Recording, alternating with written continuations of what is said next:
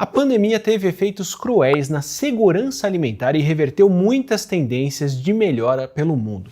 E aqui no Brasil, a situação já era séria. Até 2013, nós tivemos cada vez mais famílias em segurança alimentar, mas essa tendência se reverteu nos anos seguintes e em 2020, com a pandemia, piorou mais. Regredimos para números equivalentes aos de 2004 ou até piores em certos aspectos. Mais da metade dos brasileiros, quase 117 milhões, passaram a conviver com algum grau de insegurança alimentar. Entre eles, 19 milhões passaram para insegurança alimentar grave, ou seja, quase 1 em cada 10 brasileiros passa fome, o dobro do que nós víamos em 2018. Só que o Brasil é um dos 3 maiores produtores e exportadores do mundo de açúcar, café, suco de laranja, soja, carne bovina, fumo, etanol e frango de corte. Sem falar nas outras coisas que nós produzimos e na nossa biodiversidade. Ao mesmo tempo em que os números da fome dobravam por aqui, nós batemos recordes de exportações, faturamento e lucro da indústria de alimentos e do agronegócio, incluindo carne, açúcar, café e frutas. Para entender essa relação entre o aumento de produção agrícola, o meio ambiente e o que chega ou não chega no nosso prato, é hora de a gente falar sobre segurança alimentar.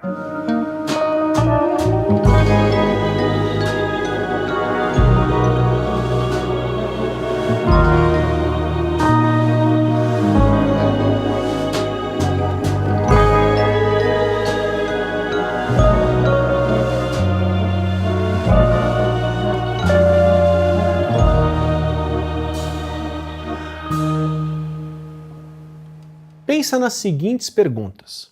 Você já se preocupou com a comida acabar antes de poder comprar mais? Ou a comida já acabou antes de ter dinheiro para comprar mais? Ou o dinheiro ficou curto demais para manter uma alimentação saudável? Ou você já teve que reduzir a alimentação a só alguns tipos de alimentos porque o dinheiro acabou? Ou já pulou alguma refeição porque não tinha dinheiro para fazer todas? Ou comeu menos do que queria porque não dava para comer mais? Ou sentiu fome e não comeu por falta de dinheiro? Ou fez só uma refeição no dia ou passou o dia sem comer porque não tinha como comprar comida? Essas são algumas perguntas adaptadas pelo pessoal do O Joio e o Trigo e a quantidade de respostas afirmativas, de uma a todas, dita a classificação em insegurança alimentar de leve a grave.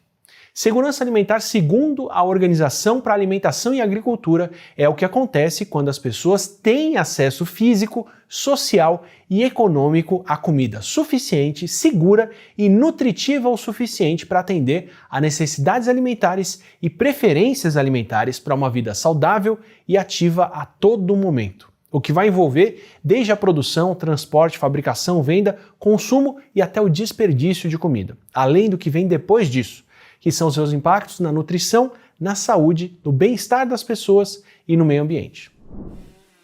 E é aqui que a segurança alimentar conversa com os temas de meio ambiente e sustentabilidade que a gente está tratando nessa série aqui.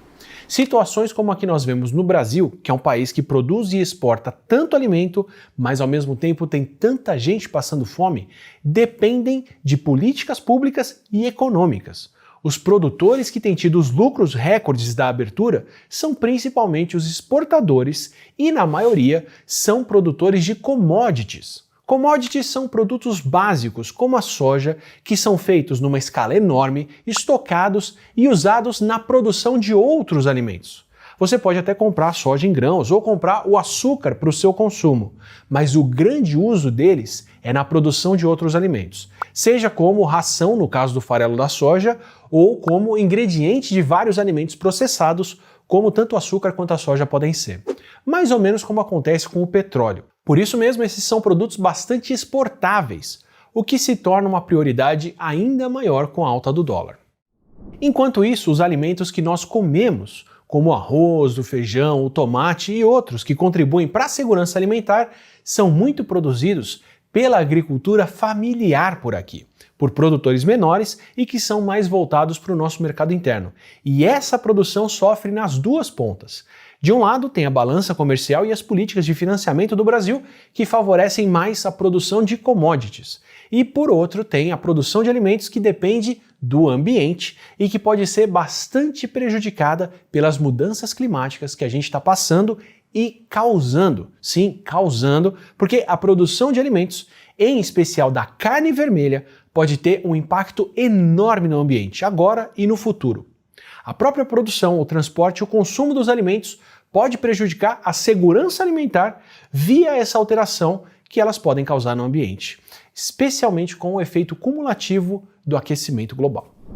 Em teoria, o aumento da concentração de gás carbônico na atmosfera, que é o gás de maior impacto no aquecimento global e que a gente tem mais aumentado a emissão nos últimos anos, seria benéfico para as plantas. Com mais gás carbônico e com uma atmosfera mais quente, as plantas podem aumentar a produtividade e acumular mais matéria orgânica. Mas na prática, esse aumento de produtividade é desigual e nem todas as plantas se beneficiam. Algumas plantas, como as macieiras, podem amadurecer mais rápido e aí acabam entrando antes na fase de reprodução, em que acumulam menos nutrientes. Mudanças de temperatura alteram os períodos de semeadura e colheita e podem aumentar a infestação de pragas, parasitas ou doenças das plantas. E entre as mudanças climáticas que esse aquecimento causa, estão mudanças no regime de chuvas, que a gente já comentou no episódio sobre desertificação. Essa falta de água pode ter um impacto negativo muito maior do que o impacto benéfico do gás carbônico. Além dos eventos extremos que ainda vamos ver no episódio seguinte dessa série. E os animais de criação também são afetados. Temperaturas mais altas do que 30 graus Celsius prejudicam a alimentação e até a fertilidade do gado. E até polinizadores podem sofrer. Por volta de 1/3 da produção agrícola do mundo depende de animais como as abelhas ou até morcegos e pássaros para polinizarem as flores.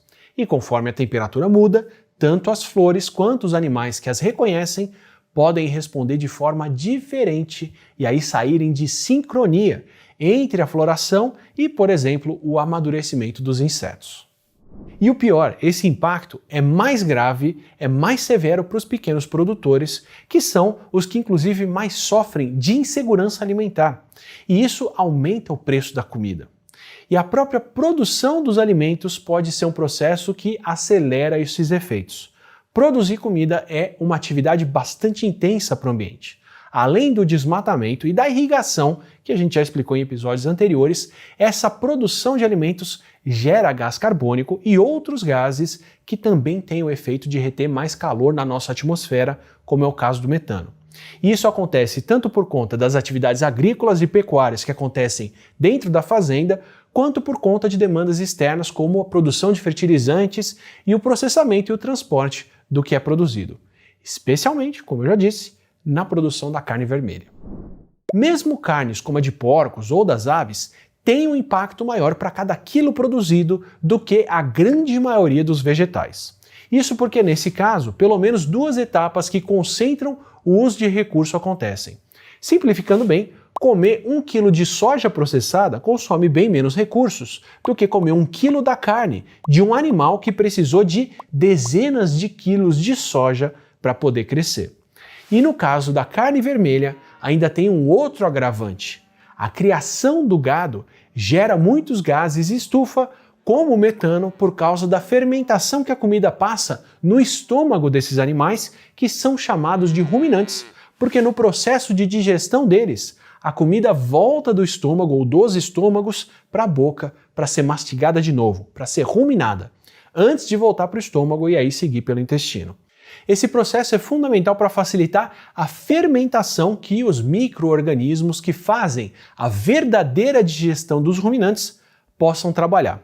Muito se fala sobre a história do peito da vaca contribuir com metano para o aquecimento global, mas a maior parte do gás carbônico e do metano que a vaca pode produzir, e é bastante, vem do arroto que é gerado por essa fermentação. E ainda tem os gases produzidos pelo estrume que acabam deixando nas pastagens. Com isso tudo, o gado acaba sendo a maior fonte global de gases de efeito estufa da criação de animais. Se estima que menos de 1 em cada 20 quilos de alimentos consumidos nos Estados Unidos seja carne vermelha. Mas essa fração de carne é responsável por mais de 1/3 da emissão de gases de efeito estufa de todos os alimentos consumidos no país. Estudo atrás de estudo estima que a carne, principalmente a carne de ruminantes, que é a carne bovina, é identificada como o alimento de maior impacto no ambiente. E isso é importante porque, por mais que a emissão de gases por animal, ou por quilo de carne, ou por litro de leite tenham caído nos anos por conta de melhoras no processo de produção, como o consumo de carne total vem crescendo, ou pelo menos estava crescendo até a pandemia, a tendência global é de aumento de emissão de gases de efeito estufa por conta da carne. E essa concentração do impacto ambiental em um tipo de alimento, pelo menos, gera uma boa possibilidade de ação. A gente pode tornar a nossa alimentação muito mais sustentável e menos impactante no ambiente com uma pequena mudança direcionada. Se estima que se países de alta renda reduzissem o consumo de produtos de origem de animal na dieta em só 15%, uma redução de só 15% seria suficiente para balancear a necessidade de expansão da produção agrícola por causa da população crescente nos outros países. Não só emissões de gases de efeito estufa e a pressão sobre a terra e a água seriam bem reduzidas, como os países de baixa renda poderiam aumentar o consumo de produtos animais. A verdade é que no mundo atual tem comida para todas as pessoas vivas terem uma dieta saudável e equilibrada. Tanto que para cumprir as metas dos Objetivos Sustentáveis da Agenda 2030, para acabar com a fome e alcançar a segurança alimentar, a gente não precisaria aumentar a produção agrícola nem em 50% até 2050. E o Brasil, que se comprometeu com esses dois objetivos, erradicar a pobreza e acabar com a fome, regrediu nos dois nos últimos anos, enquanto batemos recordes de lucro com alimentos. Como a nossa produção de alimentos atual, passar fome é muito mais uma questão de distribuição dos alimentos que são feitos do que a falta na produção deles. E esse dilema anda de mãos dadas com o nosso futuro e com o futuro do nosso ambiente.